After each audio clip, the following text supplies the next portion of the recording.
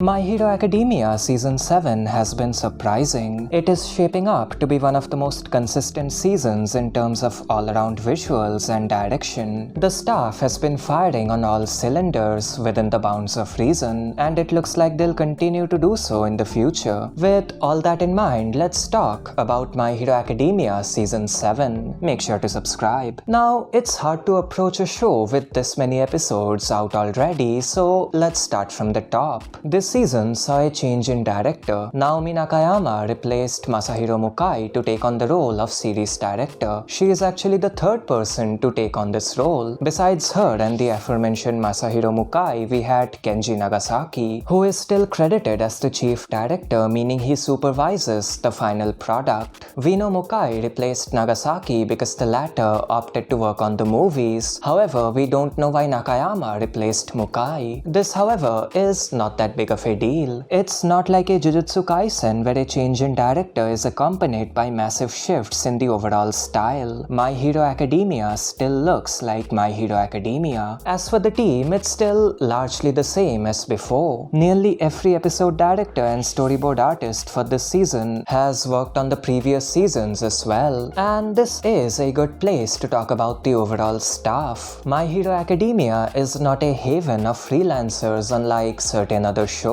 It has its own dedicated team, and this team for the most part remains consistent across the seasons. Sure, some people come and others go, but as a whole, it's fairly stable, and this is extremely impressive. The team has produced 2 core shows with hard-to-draw designs pretty much every year. Sure, they had their ups and downs. Oh boy, they had their downs, but it's still commendable. They can pull this off because they know what their limitations are. They don't try to make MHA a full sakuga spectacle because they know they can't, and even if they could, they'd end up crippling the next season in the process. Instead, they opt for strong drawings and a consistent presentation, which is more doable. At the directorial level, Tomo Okubo has been the most important figure. So far, he has been a storyboard artist for 6 different episodes and an episode director for 3, including episode 13. Okubo is one of the best directors this series has to offer, and thankfully he has stuck around since the very beginning. He has worked on every single season of My Hero Academia so far, including season 1, which was produced by a different sub-studio. Besides him, series director Nakayama and Akiko Otsuka have held their own, storyboarding 3 episodes each. Episode 6 actually marked Otsuka's debut as a storyboard artist, and the team must trust her because she has been allowed to board more stuff since then, including episode 11, which was quite impressive.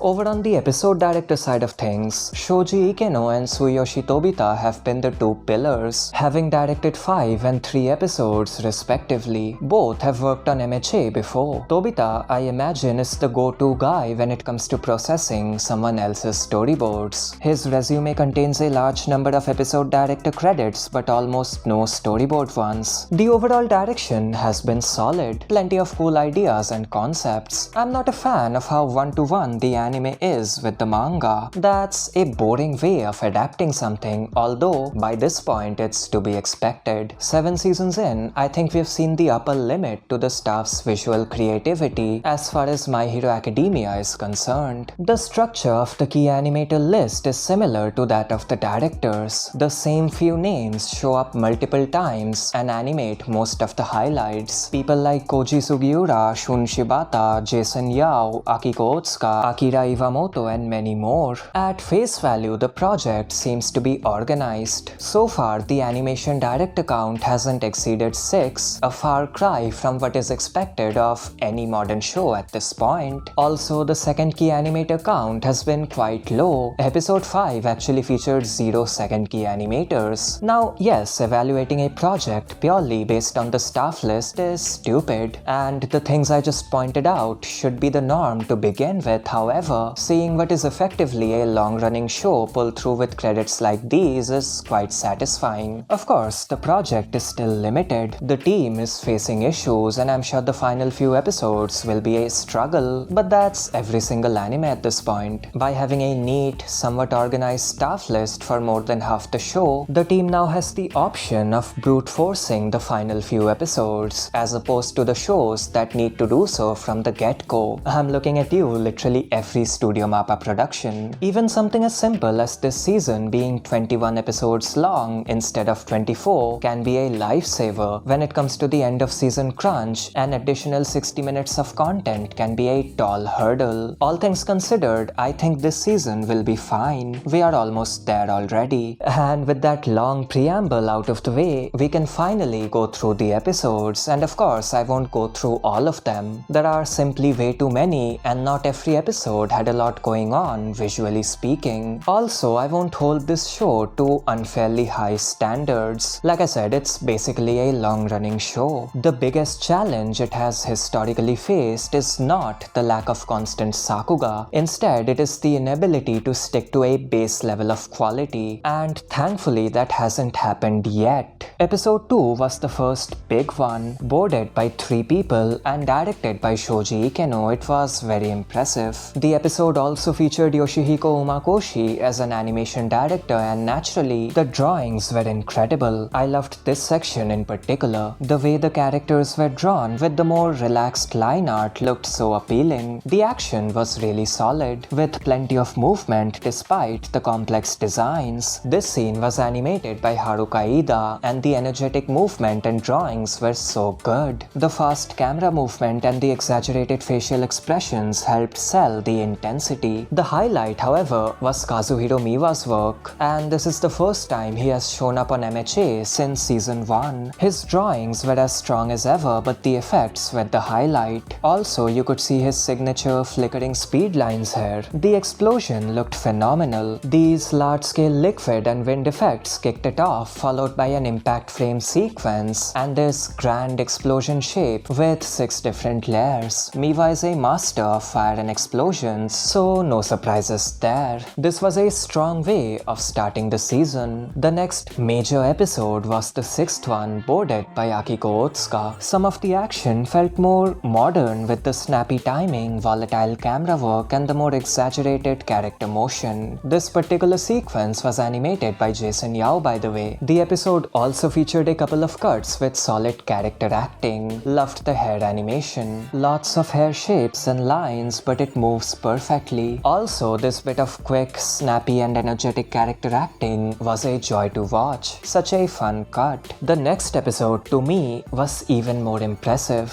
The fight on top of the water was genuinely one of the most aesthetically pleasing things to come out of this show. I want to take a sip of that water. Whether it's the refreshing color design or the subtle fog effect added by the compositing team, it looked so good. The photography team also added tons of textures on top of the liquid, which complemented the liquid animation. The water looked detailed with lots of organic shapes. You can tell that the product is well produced. Whether it's the movement or the quality of the drawings, or even something as simple as this cut where a mechanical structure is hand animated. The next few episodes were fairly solid as well, but the next big one was episode 11. And keep in mind, all of these episodes, major ones or not, had their limited moments, and some of the movement was stiff. That's inevitable. The team knows better than to bite off more than they can chew. It's not one of those shows, if you know what I mean. Also, quick side note, Shigaraki's CGI fingers, I'm not the biggest fan. I'm glad to see people being so accepting of CG, that's a good thing, but I think it looks quite jarring. Although, yes, the idea of hundreds of fingers growing out of a man's arms is quite disgusting, and it's supposed to look grotesque, so that helps make up for the 3D. Episode 11 was a major one plot-wise, and the staff did their thing. Umakoshi showed up as an AD for the 3rd time, and his corrections were beautiful. Loved these slow-motion shots with the large amount of hand-drawn cross flares. This entire sequence drawn by Nobutaka Masuda was mesmerizing. That drawing near the end, chef's kiss. Also, how many cross flares do you want? Yes. Amazing. The sequence was insane as well. The slow-motion shots were so good despite having massive line counts. Norimitsu Suzuki showed up for the first time this season, and what more can I say? He is a master of his craft. His drawings were easily recognizable and stylistically different from Umakoshi's corrections. The sheer amount of moving detail was mind-boggling. The fingers were hand-drawn, and so was everything else. My personal favorite sequence from this episode, however, was not an action scene. It was this sequence, just a mere 2 cuts of Bakugo walking. It was so good. The drawing quality, the level of detail, the volume control on the animation, it was absolutely masterful. You can feel the weight put on each foot. You can see the direction of the shoe change as he takes a step. You can see the grass move when the blood falls on it. Even the machinery behind Bakugo is animated. They could have easily used a single drawing, but they didn't, just to add that extra bit of depth. Even the settling animation on Bakugo's hair is perfectly done. It's genuinely insane. This scene was animated by Kohei Hirota, and he is relatively new to the industry, but his work here displayed a firm grasp over the fundamentals of animation. Hirota showed up again on episode 13, and this time around, he did his best Yutaka Nakamura impression. The compositing here was very blue, perhaps a tad bit overpowering, but the effects popped out, so it's fine. The scene featured tons of Kutsuna lightning because of course it did, and this slow motion shot was similar to one of Nakamura's. Loved the composition here. It's not particularly complex. The debris consists of static background cells being moved at different speeds, but the staging looks grand. These impact frames were straight out of Yutaka Nakamura's playbook. Also loved the colors near the end. They contrasted the blue tone quite well. The most recent episode as of this recording had plenty of cool action as well, including this snappy, energetic cut animated by Jason Yao. This season keeps pulling through where it matters. It hasn't gone through that mid-season animation drought that nearly every other season of MHA has gone through, and that's promising. I'm excited to see where it goes. Yutaka Nakamura hasn't shown up yet. That's something to look forward to any day now. That's about it. Liked the video? Check out this other bit of content on screen. Like and subscribe,